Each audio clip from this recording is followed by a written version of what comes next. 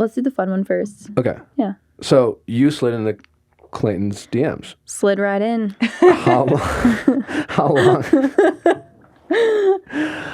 You're very likable. Oh, thanks. It's the line. How much time had passed? Okay, so I got my phone back, called my parents, DM'd Clayton. I was in the Newark airport. But I should have said this tonight because, you know, people want to know. Thank God you didn't. We want the exclusive. You got the scoop. Yeah. So I didn't DM him with the intention of starting a relationship, but I was like, are you okay? And I will respect your boundaries, whatever they are. But if you want to have one more candid conversation, here's my phone number. Give me a call. And that night he called me and we talked for like 5 hours and we joke and we're like, we were comparing notes. So this was like the day you got back then? Yeah, the day I got right back. away. Yeah, I wasn't mad at Clayton. I was never mad at Clayton for like anything ever because I was like, I do not envy your position. I don't know that I could have done better. I totally understand. I think you could have done better. Well, you never know. I know. I don't know. I know. But, you know, I don't know. It's like I knew at the end of the day, leaving Iceland, I was like, you're a good person.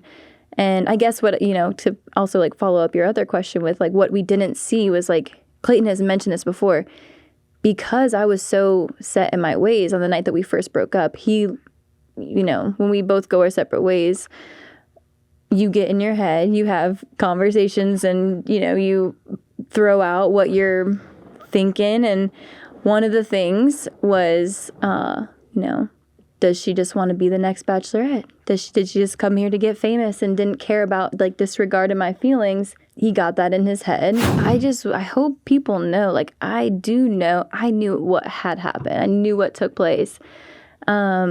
One thing about Clayton is that he is transparent, and that can get him in trouble. But like I said, we sat down with our journals one day when we were just like, let's compare notes. Like, where was your head at here and stuff?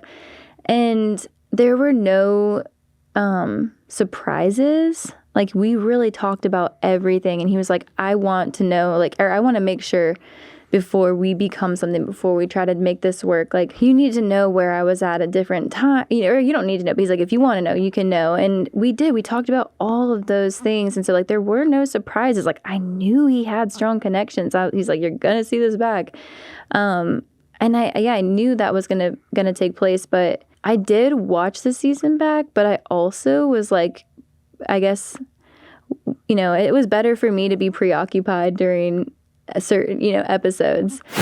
I think Rachel's was really tough. I mean, yeah, we love Gabby. We thought she was iconic and how she handled everything. Legend. Chef's kiss. But I thought Clayton was going to pick Rachel the whole time. And then there was a moment where I was like, he might pick Susie. You seemed like it was like, 1A, 1B, but we saw this connection and Rachel saw it too.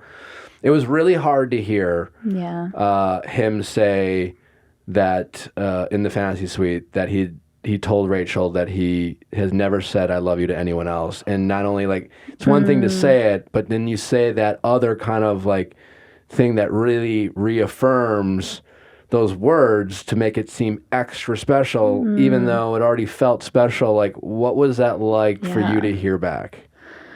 Oh, yeah. I mean, knowing, it was sad. It was honestly just sad. Not for me, but, knowing that these other women, that was 4 months ago for all of us, but like, they have to rewatch this now. And the pain is still, or, I don't know if I want to say the pain is still there. I don't know. Maybe it is for them, but those feelings are real and valid. And it was hard to watch back. I don't know if your boyfriend has told you that we've talked a few times, but he doesn't seem to be taking my advice when I tell him to not fucking read the internet. Dude, oh my gosh, thank you. You've been on speakerphone a few times, and I always am applauding you in the background. I'm like, listen to Nick, dude. I'm like, he knows. And and today you talked to him, or yesterday, and you said, dude, you got to stay off. And he's like, I've only been on a couple times. And I looked at him, I was like, bruh, was like, that, no, you are Liar. lying. I'm like, you don't lie about a lot, but you're lying about this. Because he doesn't want people to worry for him. But I'm like, Clayton, like, you gotta get off, because it is bad out there. And I know it's coming for me now. I'm sure it's out there now. I saw a few DMs like, I take back what I said. I'm like, okay, good. I'm glad to hear it. Like, okay. Yeah, you guys can't do that, because if you want to make it work, it won't work if you guys are invested in what people have to say. Yeah, I mean, people aren't going to be rooting for you guys. And that I commend you for cheers. That's all is taking a drink. Susie and Clayton against the world.